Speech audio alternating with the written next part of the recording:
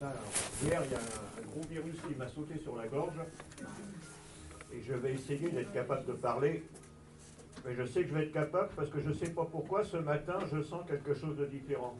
Amen. Il y a tout un enchaînement au travers des... Vous verrez tout à l'heure ce qu'on fera à la fin du message. Et je trouve qu'il y a tout un enchaînement, j'oserais dire logique selon le Seigneur, à part depuis les chants, depuis ce qui vient d'être dit, depuis ce que le Seigneur m'a donné pour vous ce matin. Il y a quelque chose qui se prépare pour la gloire de Dieu. Vous allez voir que dans ce qu'on va dire, tout le monde va se reconnaître. Amen. Alors attention, avec moi, vous savez, je suis spécial peut-être. Partout, j'entends dire dites Amen. Amen. Moi, en général, je dis ne dites pas Amen. Je dis vous direz Amen quand j'aurai fini de parler. Parce que vous ne savez pas ce que je vais dire. Amen. Un jour, j'ai dit dans une église, est-ce que vous voulez voir la puissance de Dieu? Amen. Il y en a, quand ils ont vu la puissance de Dieu, ils n'ont plus dit Amen après. Parce que des fois, Dieu agit pour notre bénédiction, mais pas forcément dans ce qu'on voudrait recevoir. Donc, faisons attention quand on dit Amen. C'est parfois quelque chose de sérieux. Hein. Ça veut dire qu'on est d'accord. Hein, mais quand j'étais à l'hôpital il y a 5 ans, que les médecins disaient que j'en avais plus pour quelques heures ou quelques jours que j'allais mourir, beaucoup de chrétiens n'ont pas dit Amen. Le seul qui a dit Amen, c'est moi, parce que je sais que Dieu m'avait dit que de toute façon, j'étais déjà guéri avant même de le constater. Amen. Alléluia. Voilà, alors ce matin, j'aimerais parler de chacune d'entre nous au travers de 3 textes. Simplement, vous prierez pour savoir dans quel des 3 textes vous vous reconnaissez. J'ai noté tout à l'heure, il y a un chant qui a été fait, et j'ai noté des choses intéressantes dans ce qui a été dit, pas dans ce qu'il chantait, mais dans ce qu'il disait, ce qu'il improvisait. Il disait à un moment, l'Église a perdu sa puissance. L'Église a perdu sa puissance. Et il y a 2 mois, je crois, je montais une émission pour Casarema TV, et on parlait de la puissance de Dieu, et je disais, l'Église a perdu la puissance de Dieu, elle l'a remplacée par la puissance de la sono. Hein, on met de plus en plus dans beaucoup d'endroits. Vous savez, j'ai un appareil là sur mon téléphone, ce qui s'appelle un sonomètre. Et j'aime bien, quand les chrétiens chantent, je déclenche la machine. Et vous savez qu'il y a une loi française qui interdit d'avoir plus de 90 décibels dans une salle pendant une demi-heure. Et il y a peu de temps, je prêchais dans une église, et avant la prédication, j'ai dit, mes frères, vous venez de battre un record, il y avait 120 décibels dans la salle. 120 décibels, c'est la puissance des réacteurs d'avion au décollage. J'ai dit, pendant une demi-heure, vous avez permis que la plupart des chrétiens qui sont ici aient perdu 1 ou 2 dixièmes d'audition. Hein, et vous allez voir, je ne suis pas prophète, mais je peux vous annoncer que dans une dizaine d'années, beaucoup de chrétiens seront dans les hôpitaux parce qu'ils n'entendront plus grand-chose. On connaît un jeune serviteur de Dieu qui est en train de devenir sourd. Les médecins ont dit, on ne peut plus rien faire pour vous à cause du bruit dans lequel vous êtes. Donc l'Église a perdu sa puissance. Et vous allez voir qu'on va voir dans ce qu'on va dire 3 formes d'église différentes. Qui sont bien sûr dans la parole de Dieu, qui ne sont pas des inventions d'un Français qui parle de temps en temps. Voilà, le premier texte, c'est dans le 2e livre des Chroniques, au chapitre 7. 2 Chroniques 7, alors vous n'êtes pas forcé de le prendre parce que vous le relirez après, parce que c'est que 2 versets. Vous savez, c'est la dédicace du temple par le roi Salomon. Et il est dit au verset 1, lorsque Salomon eut achevé de prier, le feu descendit du ciel, consuma l'holocauste et les sacrifices, et la gloire de l'Éternel remplit la maison. Ce qui est intéressant, c'est le verset 2. Les sacrificateurs ne pouvaient entrer dans la maison de l'Éternel, car la gloire de Dieu remplissait la maison de l'Éternel. Ces gens-là, c'était des gens qui servaient l'Éternel, qui étaient engagés à 100%. Maintenant, souvent, les serviteurs de Dieu sont à temps partiel dans l'Église, à temps partiel dans le monde, parce qu'ils sont obligés de travailler. Là aussi, ça me pose un gros problème aussi par rapport à ce genre de choses. Et eux, ils connaissaient la parole de Dieu, ils connaissaient la Torah, vous savez, les 5 livres de l'Ancien Testament, le Pentateuque. Ils le connaissaient, ils connaissaient la puissance de Dieu, ils savaient que Dieu avait guidé Moïse dans le désert, les Israélites, etc., etc. Ils connaissaient tout, ils avaient tout dans la tête. Tout dans la tête. Mais ils n'avaient pas grand-chose dans le cœur. Et ils n'avaient pas de vie. Il a été chanté aussi tout à l'heure, il a été dit dans une parole des chansons, j'ai noté ça, nous voulons parler de ta puissance, mais j'ai noté ce que tu as écrit après. Nous voulons vivre ta puissance. Je vois dans beaucoup d'endroits, on parle de la puissance de Dieu. On parle de la puissance de Dieu. Mon Dieu, il est puissant, Dieu, il peut tout, Dieu est grand et tout. Et quand je vois les chrétiens après le message, quand je dis quelle est ta vie? Rien. Rien. On connaît la puissance de Dieu, on sait qu'elle existe, mais on ne la vit pas, ça sert à quoi? Un jour, il y en a beaucoup ici qui ont le permis de conduire. Un jour, on vous a donné un papier rose. Ça vous servait à quoi si vous n'aviez pas de voiture? Ça vous servait à rien. C'était simplement un petit bout de papier décoratif. On ne connaît pas la puissance de Dieu, on ne vit pas la puissance de Dieu. Depuis 30 ans, l'Église est en train de mourir. Dieu voulant, la semaine prochaine, je vais prêcher pour la dédicace d'une nouvelle assemblée qui va s'ouvrir dans le sud de Paris. Et ça m'inquiète un petit peu. Bon, j'ai rencontré un peu l'apôtre qui a fondé l'église et le pasteur qui va la diriger. Bon, ça me pose quelques questions. Mais mon problème, c'est pas qu'une église nouvelle va se créer. Il s'ouvre une église évangélique en France tous les 12 jours. Tous les 12 jours, il y a une nouvelle église qui se crée. À peu près tous les 10 à 12 jours, il y a une église qui ferme. Ça pose des questions. J'ai jamais vu autant d'églises fermées que dans les 10 dernières années. Ça me pose des questions. Et il y a quelques années, j'ai même eu à prêcher 2 cultes dans une grande église, c'était sur Bagnolet, une grande église.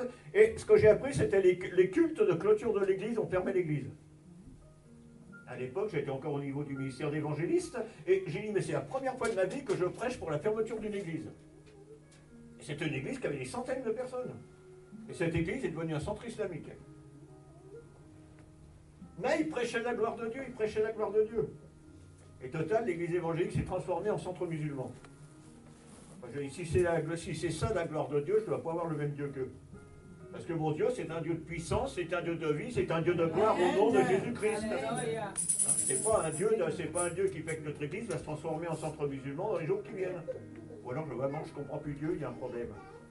Donc, eux, ils connaissaient la parole de Dieu, ils connaissaient la loi.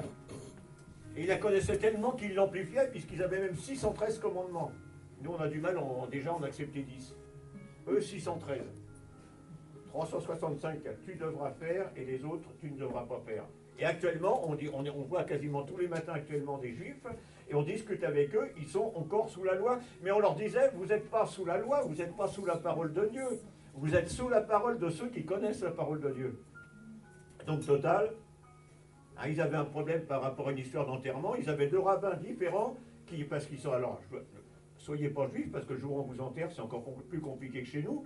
Ça dure un mois de prière et tout, et de ceci. Mais le problème, c'est que les 2 rabbins n'étaient pas d'accord sur la date de fin du... Parce qu'ils n'ont pas le droit de manger, pas de se changer, enfin, tout un tas de lois qui n'ont pas le droit. Mais les 2 rabbins n'étaient pas d'accord sur la date où ça devait commencer, où ça devait se finir.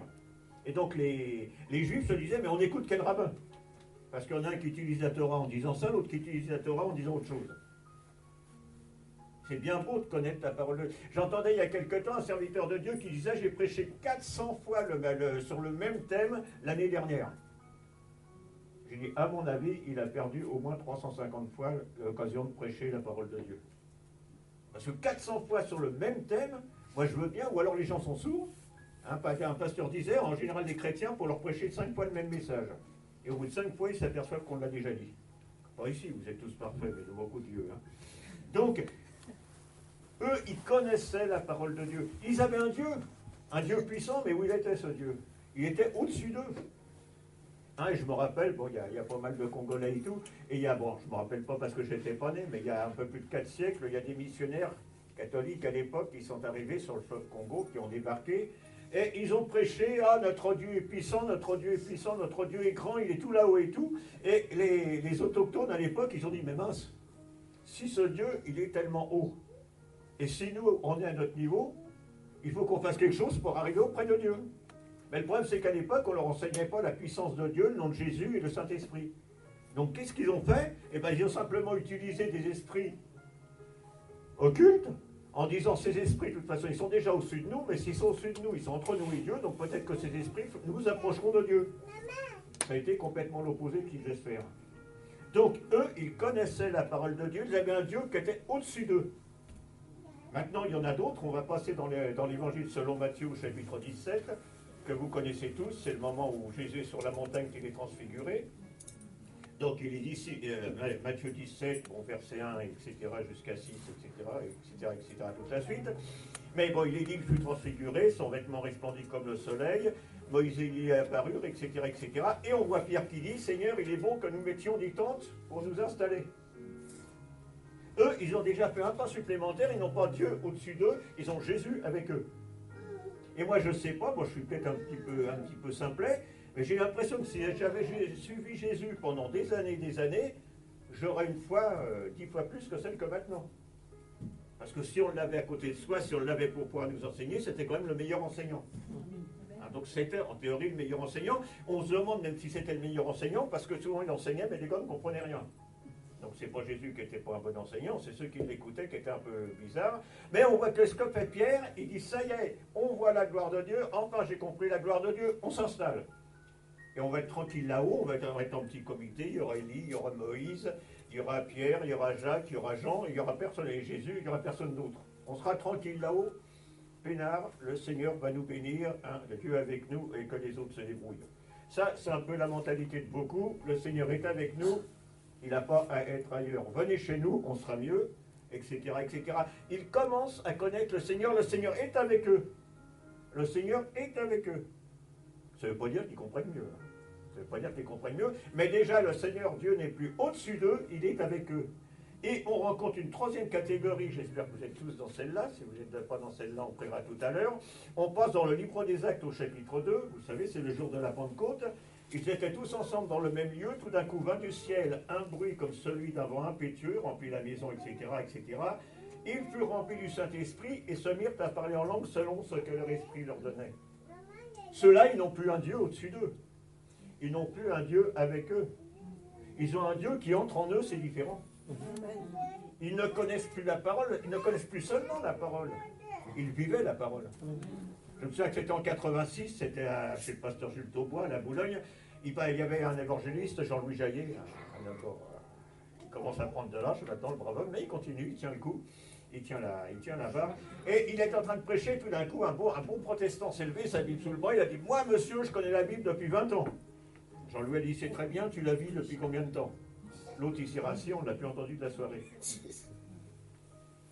Parce que les apôtres, le jour où ils ont reçu cette mission, où Dieu est entré en eux par le Saint-Esprit, ils ont commencé à vivre des choses différentes. Ils ne disaient pas Dieu écran, il n'y avait pas besoin qu'ils le disent. Quand ils ont chanté dans la chambre haute, je ne sais pas si vous êtes déjà allé dans la chambre haute à Jérusalem, elle a été reconstituée, elle a été retrouvée reconstituée, mais les murs sont tellement épais que théoriquement, on n'entend pas à l'extérieur ce qui se passe, c'est impossible. C'est impossible, nous on est allés plusieurs fois, on n'entend pas ce qui se passe à l'intérieur, et pourtant il est dit que les gens sont venus. Les gens sont venus voir ce qui se passait. En 1994, je crois, dans ces eaux-là, il y avait un institut biblique en Suisse qui s'appelle IBETO, institut biblique de théologie bien sérieux, bien rigide, où on ne tape surtout pas des mains parce que ça risquerait de faire désordre. Et voilà qu'un jour, un prophète est passé, il a dit Dieu va toucher tous ses serviteurs dans leur sens. Ils ont tout dit ça. Bien sûr, ils ont dit Amen parce qu'il faut dire Amen, mais personne n'a rien compris. Mais ils avaient dit Amen, c'était le principal. Et quelques mois plus tard, le Saint-Esprit est tombé sur les gens. Il y en a qui sont devenus sourds. Il y en a qui sont devenus aveugles. Il y a eu des paralysés. Il y a eu des muets. Alors tout de suite, qu'est-ce qu'ils ont dit? Il y a un virus. On ferme l'institut biblique. Mais il y en a un qui était un peu plus spirituel que les autres. Il a dit, mais attendez, vous vous rappelez ce que le prophète a dit il y a quelque temps? Dieu va toucher ses futurs serviteurs dans leur sens. Et si c'était Dieu qui nous rendait comme ça? Alors, je ne sais pas ce qui se passerait si ici, il y en a qui tombaient muets, aveugles, paralysés, sourds pendant la réunion.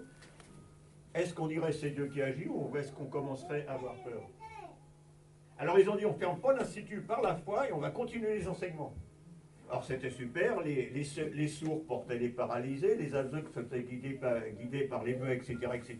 Mais ils ont suivi les cours et pour certains, ça a duré 2 mois dans cet état-là. Mais quand ils ont... Un jour, je me souviens, il y en avait un qui racontait, il a dit, il était paralysé, il était dans son lit, il n'y avait personne pour le porter. Il a dit, Seigneur, je ne peux pas rester là, il y a l'enseignement. Et quand ils sont arrivés dans la salle, il était déjà là. Ils ont dit, mais qui t'a transporté? Il n'y avait personne. 10 ans, je l'avais transporté jusque dans la salle de réunion. La puissance de Dieu était là. Et peu à peu, ils ont commencé à retrouver leur sens, ils ont commencé à parler et tout, à devenir entre guillemets normaux. Mais là, ils avaient la puissance de Dieu en eux. Et un jour, ils ont voulu louer le Seigneur dans la chapelle de l'Institut biblique, et tout d'un coup, ils ont entendu des sirènes, et des pompiers qui arrivaient de partout. Je check, il y a un problème dans le quartier et tout, et les pompiers sont rentrés dans l'église, avec des lances incendies et tout. Les gars ont dit, mais qu'est-ce que vous venez faire? Ils ont dit, on vient éteindre le feu. Ben, ils ont dit, regardez, il n'y a rien. Alors ils ont dit, qu'est-ce que c'est que les flammes qu'on va sortir de la salle? Il y avait des flammes qui sortaient par les fenêtres de la salle, et les voisins ont appelé les pompiers parce qu'il y avait les flammes de Dieu qui sortaient de la salle. Alléluia. Alors ils n'ont pas dit, ça y est, comme Pierre, ils n'ont pas dit, ça y est, maintenant on est entre nous, on est puissants et tout ça. Ils ont dit non. Maintenant que Dieu a touché les élèves, il faut que Dieu touche les professeurs. Vous savez, c'est souvent plus compliqué de toucher les responsables que de toucher les chrétiens. Bon, ceux-là, ils sont bien. Mais d'autres, j'en connais, que c'est plus dur de les toucher que quand ils sont responsables, quand ils connaissent la parole de Dieu. Il y avait un prophète français qui s'appelait Jean Biville, un homme qu'on aimait beaucoup et qu'on a beaucoup aimé travailler, il est auprès du Seigneur maintenant. Un jour, il a entendu dans les années 94 qu'il y avait un grand réveil qui se faisait à Toronto. Ce qu'on a appelé là aussi, il faudrait qu'on ait un peu plus de temps pour en parler un jour, peut-être. Parce que je crois que c'est ce que Dieu veut pour beaucoup actuellement. Et il est allé là-bas, il y avait des manifestations incroyables, il y a eu des milliers de personnes, tous les jours ils étaient dans la prière. Et comme c'était un apôtre, c'était quelqu'un d'assez important, il a été mis à loger chez un des anciens de l'église. Et alors, quand il a vu les manifestations incroyables qui se passaient dans l'église, il a dit à l'ancien, mais il faut combien de temps pour être touché par ce genre de choses? Alors le gars, il l'a regardé, il a dit, vous êtes serviteur de Dieu? Oui. Vous êtes apôtre? Oui. Alors un chrétien normal, lui, il faut 24 heures, vous, il faudra 8 jours. Et il a été touché par l'Esprit de Dieu seulement au bout de 8 jours. Parce qu'il avait toute sa théologie, toute sa science dans la poche. Mais lui aussi, il n'a pas gardé ça dans sa poche. Quand il est rentré à l'église, à l'époque, il avait une assemblée, c'était à Dunkerque, dans le Nord. Je crois qu'ils étaient 100-150. Et il y avait plein de malades dans l'église. Mais il était tellement rempli, il priait pour les malades depuis des siècles. Il y avait une ou deux guérisons de temps en temps, parce que Dieu est bon, mais la majorité restait dans leur état. Et ce soir-là, il a dit à tous les anciens avaient des problèmes, c'était super. Il a dit, on va se mettre en rond, et quand je vais le dire à 3, vous allez vous approcher, vous allez attraper le manteau de Jésus. Vous savez, comme l'a pas mis Maurice. Ils ont dit, bon, il est revenu du Québec, il est malade, il a un problème, mais enfin, lui, on va lui obéir, c'est du pasteur. Et ils ont fait ça, ils ont attrapé par la foi le manteau. Tous les malades ont été guéris instantanément. Tous. Et suite à ça, il a monté des églises, il a monté 11 églises dans toute la Normandie, dans tout ça, et il a prêché dans je ne sais plus combien de pays après ça. Il a partagé ce qu'il avait, il ne voulait pas rester enfermé dans ce qu'il avait. Amen. Si tu restes enfermé dans ce que tu vas vivre dans ce que tu as, tu ne vas plus grandir, tu vas grossir. Amen. Tu ne vas pas grandir spirituellement. Amen. Alors on voit que Pierre, il est là, il leur dit, oui, on va rester ensemble, on va se remplir et tout, on va être une bénédiction les uns pour les autres et tout, mais non. Le Seigneur va les reporter à descendre, mais avant, qu'est-ce qui se passe? Verset 6 au chapitre 17 de Matthieu. Lorsqu'ils entendirent la voix de Dieu, qui vient de le dire, celui-ci est mon fils bien-aimé, les disciples tombent sur leur face, ils furent saisis d'une grande frayeur. Malgré tout ce qu'ils ont vu, ils n'ont encore pas fait la relation entre Jésus et Dieu. C'est encore, comme nous disait un musulman la semaine dernière, c'est encore un grand prophète. On est de quel côté? De ceux qui connaissent la parole, qui ont un Dieu au-dessus d'eux, de ceux qui ont un Dieu en eux, ou de ceux qui ont un Dieu avec eux. Là est toute la différence. Ce que le Seigneur veut, c'est que Dieu soit en nous par son esprit. Ce n'est plus moi qui vis, c'est Christ qui vit en moi. Dieu nous a envoyé son esprit, nous a dit donc le jour de la Pentecôte qu'il se permette à parler dans des langues nouvelles. Je suis dans les larmes souvent d'entendre que dans la majorité des églises, on ne parle plus dans des langues nouvelles. Il y a 30 ans, c'était normal, une église où il n'y avait pas la prière en langue comme il y a dans 1 Corinthiens 12, au verset 8. C'est une église qui ne vivait pas ça, on disait c'est pas des chrétiens. Maintenant, une église qui vit ça, on dit c'est pas des chrétiens. Alors, on était dans une église autrefois qui avait une femme a vécu des manifestations spirituelles et tout. Le pasteur l'a fait arrêter au nom du Seigneur. Arrête, tu déranges. Si Dieu dérange, allons ailleurs. Mais si Dieu commence à déranger dans les églises, ça pose un problème. Nous avons à retrouver la puissance de Dieu, les dons que Dieu a donnés, les 9 dons du Saint-Esprit que Dieu a donnés. Comme je le disais l'autre fois aussi, si vous avez une voiture, essayez de rouler sur 3 roues. Je regardais hier à la télévision, là, il y a un rallye automobile actuellement, et il y avait un pilote qui avait sa roue avant gauche qui était crevée, le pneu éclaté. Et il roulait sur une jambe d'un côté. Et je peux vous dire que quand vous faites du rallye, que vous êtes censé rouler très vite et que vous n'avez que 3 roues, je voyais le gars qui se demandait à tout moment quand est-ce qu'il allait passer dans le fossé. Bon, il a réussi à arriver jusqu'à l'arrivée, il y avait 42 km, mais il ne pouvait pas rouler sur 3 roues. Une église qui n'a pas tous les dons du Saint-Esprit, c'est une église qui roule sur 3 roues. Et ça finira toujours dans le fossé, un moment ou un autre. C'est pour ça qu'on ferme les églises à un rythme incroyable actuellement. Et qu'on se dit peut-être qu'en criant plus fort, Dieu agira avec une plus grande puissance. Vous savez le moment où la puissance de Dieu est la plus grande dans la parole de Dieu? C'est dans l'Apocalypse. Au moment où sonne la 7e trompette. Le moment le plus important, c'est là que tout le monde découvre la gloire de Dieu, que tout le monde est au ciel autour de la gloire du trône de Dieu. Il est dit, il y eut environ 30 minutes de silence. Il n'est pas dit 30 minutes, il dit environ comme 30 minutes. Comme le jour de la Pentecôte, il n'a jamais été écrit qu'ils étaient 120 dans la salle.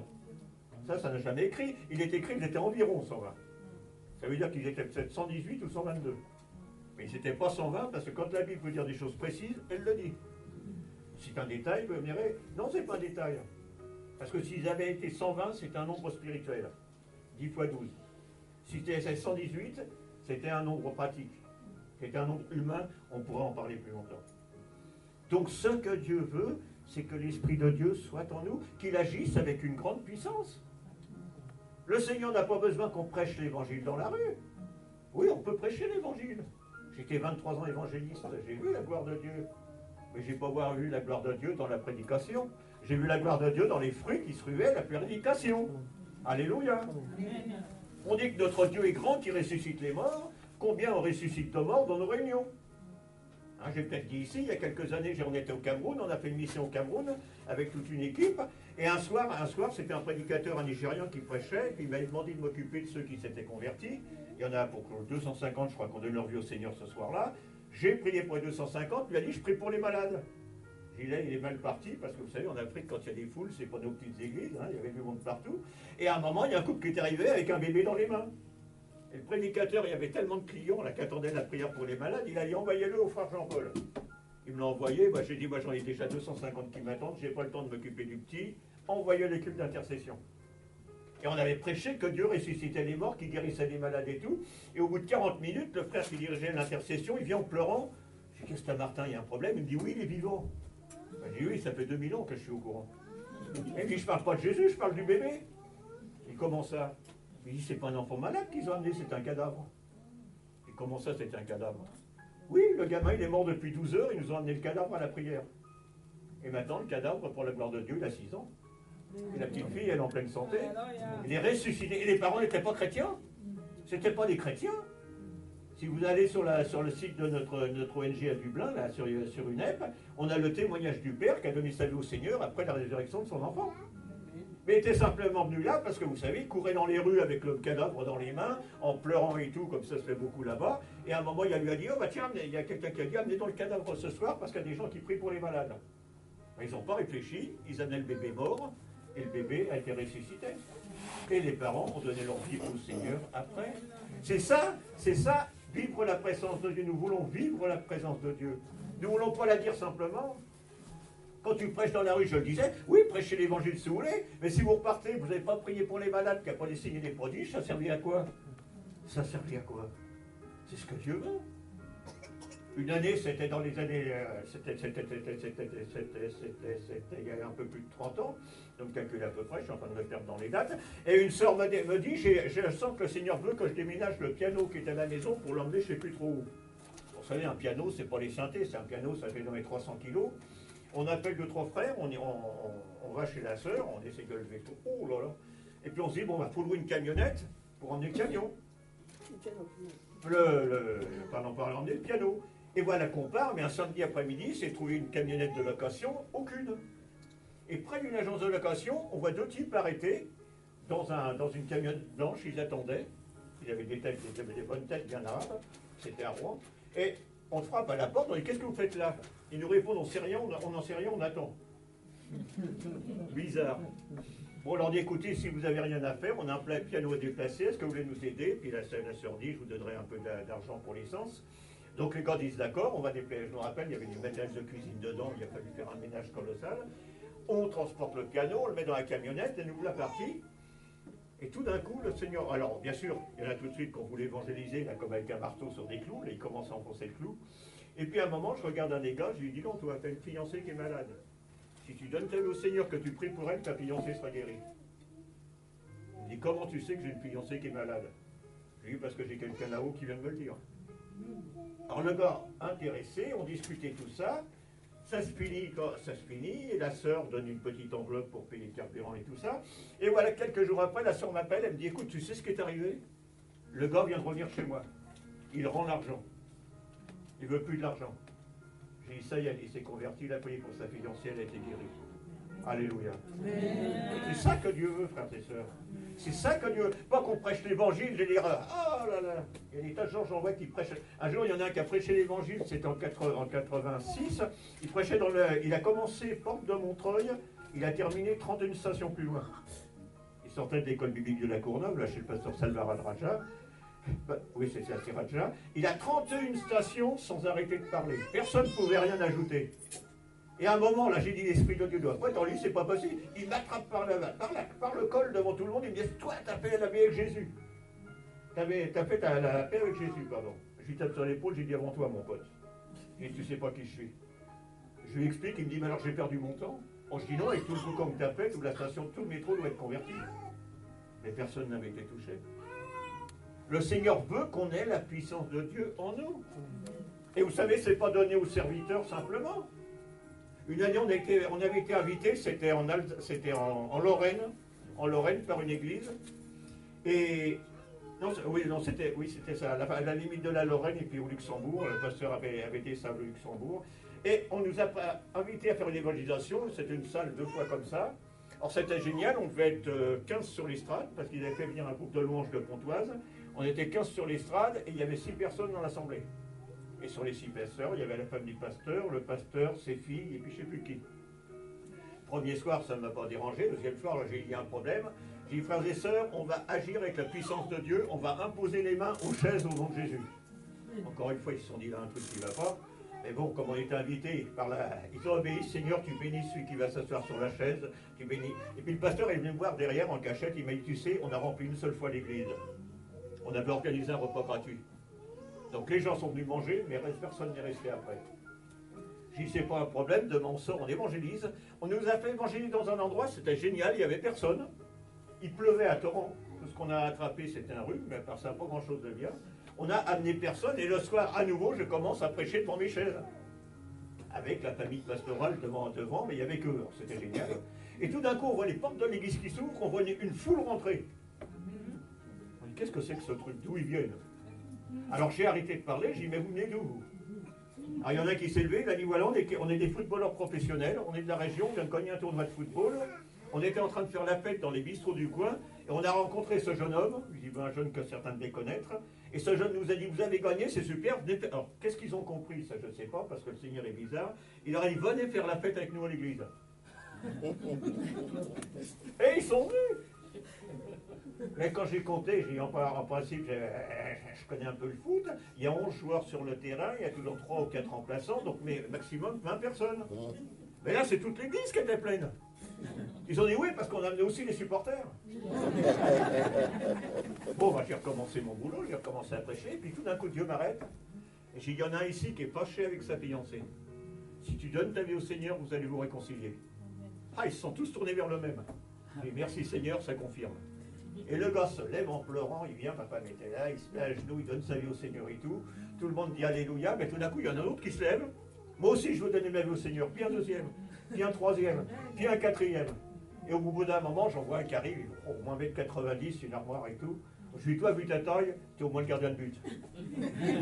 Il m'a dit, non, moi je suis basketteur, mais je suis copain de l'équipe de foot. Frères et sœurs, vous rigolez, mais le pasteur a été obligé d'ouvrir une deuxième salle pour les nouveaux convertis, tellement il y a eu de monde. Mais c'est pas ma prédication au départ qui avait les gens dans l'église, c'est simplement un jeune de l'église qui se baladait dans la rue où il est en mission d'évangélisation avec nous. Ça ne veut pas dire qu'il ne faut pas obéir quand on vous demande de faire quelque chose. C'est comme dans le livre des nombres, hein. Les 70 anciens se réunissent, il y en a 2 qui ne sont pas avec les 70 anciens, et tout le monde dit, ah ceux-là ils ne sont pas avec nous, Moïse dit, laissez-les faire, puisse tout le peuple d'Israël prêcher au nom du Seigneur. Donc, c'est au travers de chacune d'entre vous, si l'Esprit de Dieu est en vous. Parce que je me suis toujours posé la question, toutes ces années après, je me dis, mais qu'est-ce qu'ils ont pu comprendre quand le gars leur a dit, venez faire la fête avec nous à l'église? Je me dis, mais qu'est-ce qu'ils ont entendu dans leurs oreilles humaines? De faire la fête dans l'église. Ils n'ont pas pu entendre ça, c'est pas possible. Tout le monde sait bien qu'on vient pas faire. Quand on est dans le monde, on ne vient pas faire la fête dans une église. Hein, en général, comme me disait un jour un gars, les chrétiens, c'est que des gens qui sont à genoux, les bras en croix, et qui ont la tête toute prise. C'est ce qu'il m'a dit, le gars, dans la rue. C'était en Bretagne, on prêchait en Bretagne dans une rue. Il me dit, les chrétiens, ils sont à genoux, ils ont une tête toute grise, ils ont les bras en croix. Et tu trouves que j'ai la tête grise? Il m'a répondu, non, mais toi, t'es pas normal. Et voilà comment les gens voient les chrétiens la plupart du temps. C'est des gens sinistres. Ou alors c'est des gens qui sont dans les débordements les plus complets. Nous, je vois où on est quand on est ici. Moi, je vois les voisins qui portent plainte parce qu'il y a trop de bruit. On a la police qui arrive parce qu'il y a des excès de bruit et tout ça. Non, frères et sœurs. Est-ce qu'on fait partie de ceux qui ont le Christ, qui ont Jésus, qui ont la puissance du Saint-Esprit en eux, qui parlent et les malades seront guéris? Alléluia. J'ai passé 17 jours en réanimation à l'hôpital. Les médecins disaient, ils ont dit à ma femme, de toute façon, le jour où il sortira de cette pièce, c'est pour partir au cimetière. Il n'en sortira pas de cette pièce, il ne peut pas guérir, c'est impossible, personne ne guérit jamais de ça. Et moi, tous les jours, j'étais là, vous inquiétez pas, docteur, dans quelques jours, je sors, il n'y a plus rien. Bon, tous les chiffres disaient le contraire. Mais quand je suis sorti de l'hôpital, le médecin-chef m'a dit, recommencez pas, on va perdre des clients. Mais un mois après, on est retourné à l'hôpital parce qu'on avait pu avoir le moyen de leur offrir un fauteuil roulant, vous savez, les fauteuils pour les handicapés, là et tout, pour les gens qui ont des problèmes. Et on amène le fauteuil et je demande à retourner au service de réanimation. Pour saluer les gens, on est autorisé à y rentrer, en principe ça ne se fait pas. Et voilà qu'un médecin, c'est un Polonais, je me rappelle, qui vient.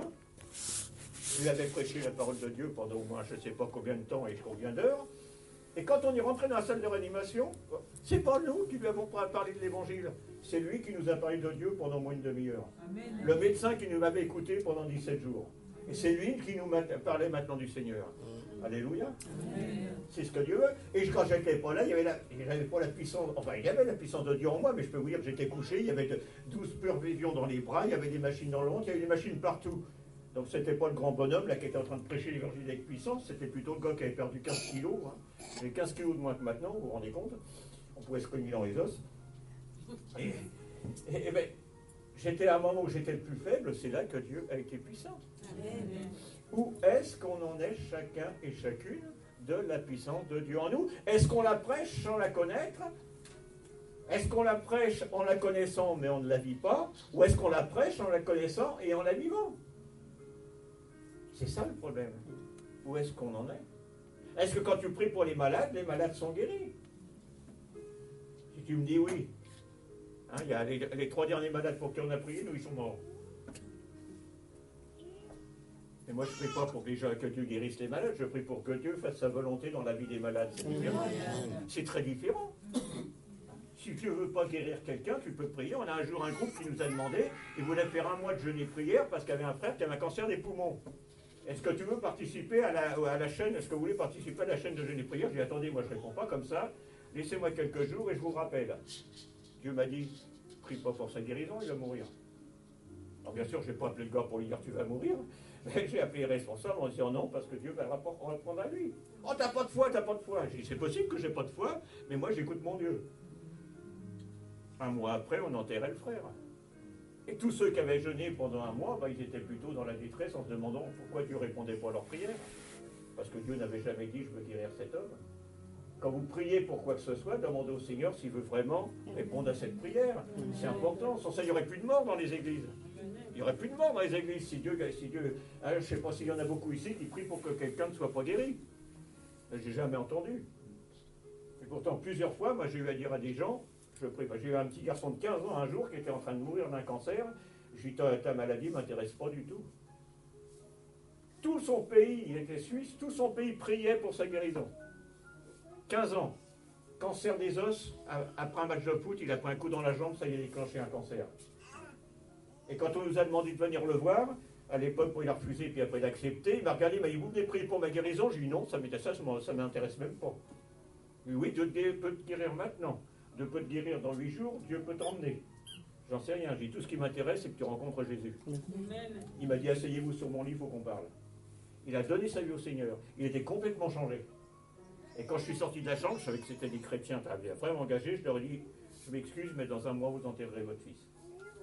Et malheureusement, heureusement parce que c'est la volonté de Dieu, c'est pas facile à dire, hein, je ne dis pas tous les jours, mais au bout d'un mois, on enterrait le gamin. Et tous les Suisses ont été choqués parce que le gamin était mort, parce que Dieu n'avait pas entendu les prières. Mais personne n'avait demandé à Dieu, est-ce que tu veux le guérir? Quand vous demandez quelque chose au Seigneur, Seigneur, est-ce que tu veux me le donner? Est-ce que tu veux le faire ou non? Il y a des choses qu'on demande au Seigneur pendant des années que le Seigneur ne donne pas parce qu'il n'a pas envie qu'on l'ait. Par contre, quand on a demandé au Seigneur, ça j'avais oublié de le dire quand on s'est vu l'autre jour, quand on a demandé quelque chose au Seigneur et qu'on a prié, Matthieu 11, 24, tout ce que vous demanderez en priant, croyez que vous l'avez déjà reçu et vous le verrez s'accomplir. C'est-à-dire que quand tu as demandé au Seigneur pendant un bon moment, écoute le Seigneur te dire, j'ai entendu, ça va arriver. C'est Marc. Marc 11, 24, pardon. Marc 11, 24.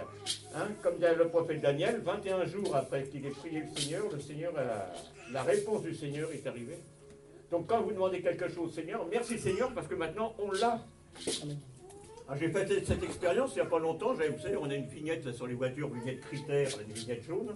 Et on habite en province, donc, et je devais monter sur Paris. Et tous les jours, je disais, Seigneur, merci, parce que, non, Seigneur, je te demande la vignette, Et 24 heures avant de partir, je n'ai toujours pas la vignette. Et je disais, mais la vignette va arriver, on sera parti, si jamais il y a un problème. Et à ce moment-là, j'ai dit, Seigneur, merci, parce qu'on a la vignette cet après-midi dans la boîte aux lettres. Et quand je suis arrivé l'après-midi dans la boîte aux lettres, la vignette venait d'arriver. J'ai demandé au Seigneur pendant tout un tas de temps, le Seigneur ne répondait pas. Quand j'ai dit merci Seigneur parce qu'elle est là, au moment même, la vignette était là. Alléluia. Quand tu demandes au Seigneur quelque chose, au bout d'un moment, quand tu as prié avec les frères et sœurs et tout, maintenant merci Seigneur, j'ai prié, ça doit arriver. Amen. Je ne sais pas, vous avez connu autrefois, c'était sous Mitterrand, je crois, une femme qui s'appelait Madame Georgina Dufoy, ministre de la Santé, quand il y a eu le scandale du sang. Et un jour, on a été invités, ils ont un grand château viticole dans le sud, au-dessous de Nîmes. Et on a été invités chez elle un jour comme ça. Et Madame Dufoy nous a dit, oh, moi je fais des prières fantastiques. Et elle dit, voilà, il y a un problème. J'ai dit, Seigneur, tu as vu le problème. Amen, merci. C'est les seules prières qu'elle fait. Et un jour, il y avait un problème entre la France et la Chine. Bon, elle avait été ministre, et un jour, Dieu lui a dit, prie pour ce problème. Elle a dit, mais Seigneur, moi je ne suis plus ministre. Il lui a dit, avec moi, tu seras toujours ministre. Amen. Alors, il y avait ce problème, je ne sais plus ce que c'était, mais enfin, c'est grave et tout ça, il ferait bien de recommencer maintenant, d'ailleurs. Et à un moment, elle a dit, Seigneur, tu vois le problème entre la France et la Chine, merci Seigneur, parce que tu l'as résolu. Et le lendemain, aux informations, l'accord avait été signé entre les deux pays. Elle ne fait jamais de prière plus longue, cette femme. Et je peux vous dire qu'on a passé un moment avec elle, c'était quelqu'un d'impressionnant, toute simple. J'oserais presque dire bête en Jésus, stupide en Jésus. Seigneur, tu as vu le problème? Amen, parce qu'il est résolu. Elle dit, moi je ne fais jamais de prière plus longue, c'est du temps perdu. Parce que Dieu est en elle par son esprit. Amen. Le pasteur disait tout à l'heure avec sa fille, sa fille est venue, lui a donné ce qu'elle avait. Mais pourquoi ça s'est passé comme ça? Parce que sa fille, elle n'est pas en lui. Sa fille, elle est à côté de lui, elle est avec lui. Mais elle ne peut pas être en lui. Et lui ne peut pas être en elle. C'est pas possible, nous sommes des humains. Donc elle a été obligée de s'approcher et tout ça pour que Dieu puisse donner. Mais si l'Esprit de Dieu est en nous, on n'a même plus besoin de s'approcher. Amen. Vous savez, il y a un verset qui m'a choqué, je me souviens plus où ça se trouve exactement. C'est un jour Jésus qui dit, quand je serai là-haut, si vous me demandez quelque chose, je ne vous promets même pas que je prierai pour vous. Je ne me rappelle plus dans quoi ça se trouve. Jean 16. Dans Jean 16, quelque chose comme ça. Je ne vous promets pas. Et quand j'ai lu ça, je me dis, mais qu'est-ce que c'est que ce truc? Jésus qui dit, je ne vous promets pas que je prierai pour vous. Alors j'ai pris la suite du verset. Je ne prierai pas pour vous, je ne vous promets pas que je prierai pour vous, parce que vous connaissez déjà et qu'il vous aime. Amen. Donc à la limite, j'entends beaucoup de chrétiens qui disent, Seigneur Jésus, fais quelque chose, Seigneur Jésus, Seigneur Jésus. Et vous savez ce qu'il dit, Jésus, quand vous dites ça? Il dit, c'est fini, je ne peux plus rien faire. Arrête de me demander, je ne ferai rien pour toi. Pourquoi? Parce qu'il a tout fait sur la croix. Sur la croix, il a dit, tout est accompli, on lui demande de faire encore plus que tout est accompli. Hein, comme disait le mari de ma mère spirituelle, Maman Toumba, il disait toujours, arrête de demander à Jésus de se faire crucifier une deuxième fois. Une fois, ça lui a suffi. Tu demandes au Seigneur de faire quelque chose, il ne peut pas le faire, il a déjà tout fait. Ah, il y avait un grand évangéliste, un grand serviteur de Dieu qui disait qu'un jour, il avait un ministère de délivrance, enfin pas un ministère de délivrance, puisque le ministère de délivrance n'existe pas, ils ont un don de délivrance, Et un jour arrive un malade, un gars qui demande la prière, et il avait le discernement des esprits, lui aussi, comme on l'a l'autre fois. Mais lui, quand il voyait un esprit mauvais, il le voyait sous forme, vous voyez, comme un petit singe ou comme un petit personnage sur l'épaule devant quelqu'un. Et il avait l'habitude de dire, j'envoie cet esprit au flamme de l'enfer et tout. Et ce jour-là, il a dit, Seigneur, délivre cet homme de cet esprit et tout. Et il disait, plus il priait Jésus, plus le démon grossissait. Il dit, le démon était tellement devenu grand que je voyais même plus la personne pour qui je priais. Alors il s'est arrêté, il a dit au gars, bah, de toute façon, il est possédé depuis un moment, il peut attendre encore quelques minutes. Il a été pris dans un coin, et Seigneur, qu'est-ce qu'il y a, tu ne veux pas le délivrer? Il n'y a pas la puissance, je te prie mal. Et le Seigneur lui a dit, mais je ne peux plus rien faire pour cet homme. J'ai déjà tout fait il y a 2000 ans. Mais il a dit, par contre, toi, en mon nom, tu peux délivrer cet homme. Et le pasteur est revenu devant le malade, devant le possédé. Il a dit, au nom de Jésus, Satan, je te chasse. Aussitôt, l'homme a été délivré. Il ne priait plus Jésus, il faisait des choses au nom de Jésus. Comme il est écrit dans Jean 14, vous ferez les mêmes choses que j'ai faites et vous en ferez même de plus grandes. Les chrétiens sont des gens la plupart du temps faibles, fragiles, malades et incapables. Parce qu'ils connaissent la parole de Dieu, mais qu'ils ne la vivent pas et qu'ils n'ont pas l'esprit en eux. Et c'est ce que j'aimerais aujourd'hui.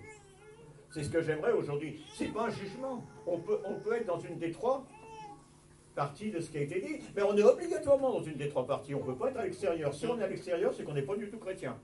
Donc il y a encore un autre problème. Mais moi, ma volonté, mon but, mon espoir, c'est que tous rentrent dans cette troisième partie. Ce n'est plus moi qui brille, c'est Christ qui vit en moi.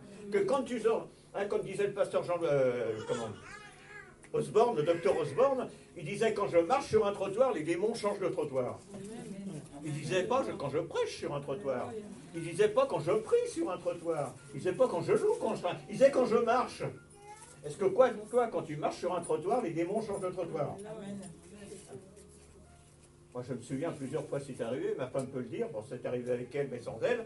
Il y avait des gens qui avaient des problèmes occultes assez importants dans des lieux, et je peux vous dire, bon, on l'avait l'autre fois, malheureusement, j'ai ce don de discernement des esprits, donc je ressens les esprits sur les gens, mais ma femme peut vous le dire, quand je rentre dans une salle et qu'il y a des gens qui ont ces problèmes-là, les gens, ils savent que je sens ce qu'il y a en eux. Et je peux vous dire qu'il y en a qui deviennent nerveux, un jour, il y en a un qui m'a attaqué, qui est arrivé dans un appartement, quand il m'a vu, il est arrivé avec le poing en avant comme ça pour me démolir en courant. Et j'avais la Bible de ma mère spirituelle, j'ai pris la Bible, j'ai dit, vas-y, frappe, tu frappes la parole de Dieu. Le gars, il a été figé sur place comme une statue. Et on a pu prier pour qu'il soit délivré. Mais est-ce que toi, quand tu marches dans la rue, les gens se disent, mais qu'est-ce qu'il a pas, que j'ai pas? On avait une sœur à la communauté africaine à Paris, là, avec Pasteur Callier. Cette sœur, elle chantait, c'était magnifique, j'ai jamais entendu, j'en ai entendu beaucoup chanter faux, mais chanter plus faux qu'elle, c'est impossible.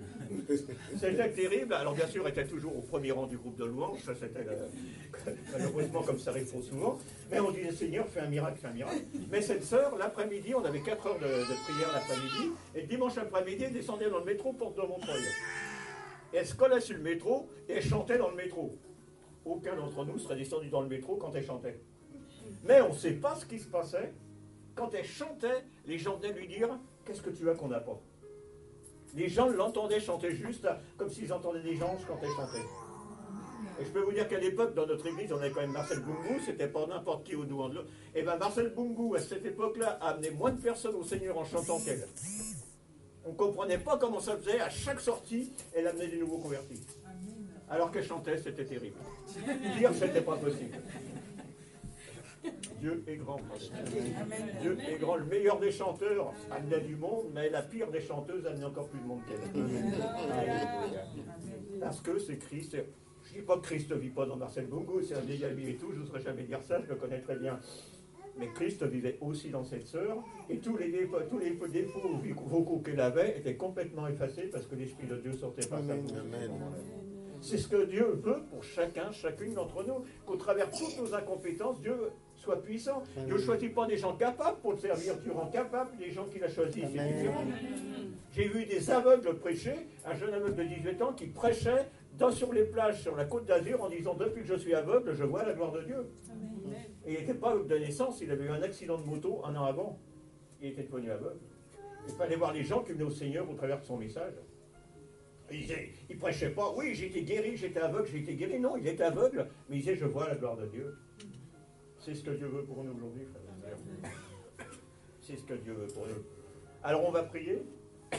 Tu veux me donner l'eau, s'il te plaît? On va prier pour que vraiment on rentre dans cette troisième dimension. C'est l'Esprit de Dieu qui vit en moi. Alors je ne sais pas si mon frère, tu peux me mettre ce que je t'ai demandé? On va continuer en musique, mais avec la musique doucement. On va se mettre dans la prière. Je vous explique tout de suite. On va fermer les yeux, entrouvrir la bouche. Moi, je vais prier. Vous ne priez pas, vous allez recevoir. Et en fond sonore, j'ai demandé à mon frère qu'il remette un chant que vous avez chanté tout à l'heure. Je sais pas, vous savez, quand on chante, il y a un serviteur de Dieu qui disait quand on chante, ça permet de dire n'importe quelle stupidité. Parce que souvent, on fait chanter des chants aux gens, s'ils écoutaient ce qu'ils chantaient, ils se tairaient.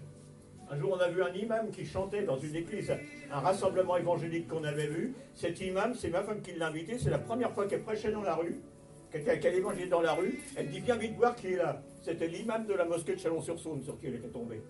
Première fois qu'elle prêchait l'évangile. Et le soir, il a accepté de venir, il nous a dit, c'est incroyable, je devais partir à la Mecque, mon voyage est annulé.